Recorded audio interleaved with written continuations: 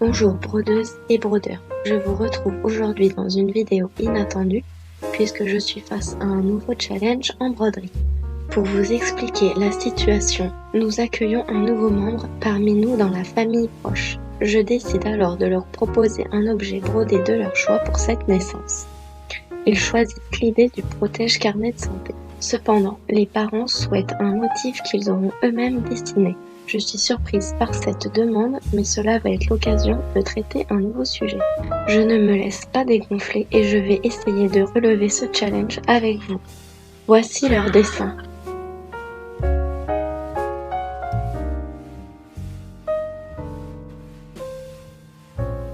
Bon, je n'ai absolument jamais fait de broderie sans suivre le patron fourni.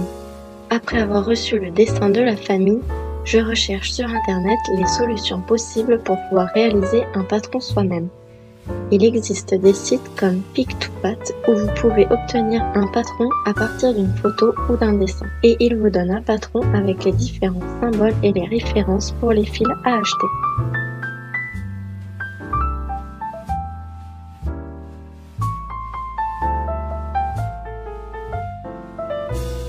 Je teste avec mon dessin, mais comme mon motif est essentiellement composé de points arrière, le patron obtenu ne me convient pas.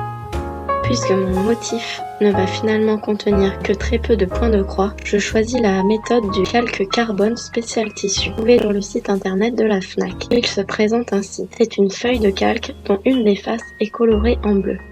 Ainsi, quand je vais redessiner mon dessin, la couleur bleue va se fixer au tissu situé en dessous de la feuille de calque. Je découpe la partie en trous du papier carbone. Je fais tout d'abord un test sur une feuille classique car je n'ai jamais testé cette technique.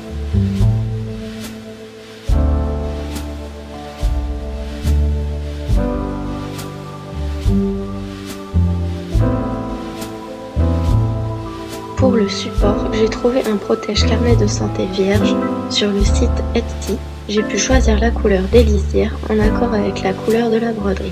J'ai choisi ce modèle car toute la surface du carnet est en toile Aïda, contrairement à certains carnets de santé où il n'y a qu'une demi-surface qui peut être brodée.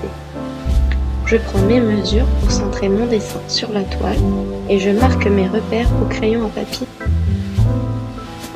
Je fixe maintenant le papier calque sur la toile et je repasse au crayon sur mon dessin pour que le bleu du papier carbone se fixe sur la toile Aïda située au-dessous. C'est plutôt une bonne technique, mais ce n'est pas très précis non plus. Il faut appuyer assez fort sur son dessin avec son stylo. D'ailleurs, j'ai parfois transpercé ma feuille avec mon crayon à papier. Pour les fils, j'ai piqué dans les restes de mes précédentes broderies.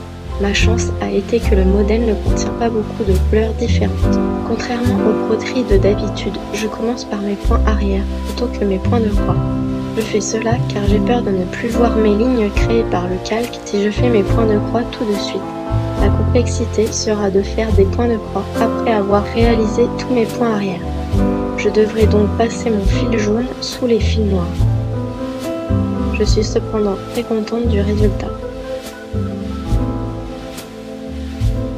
N'hésitez pas à me dire ce que vous en avez pensé dans les commentaires.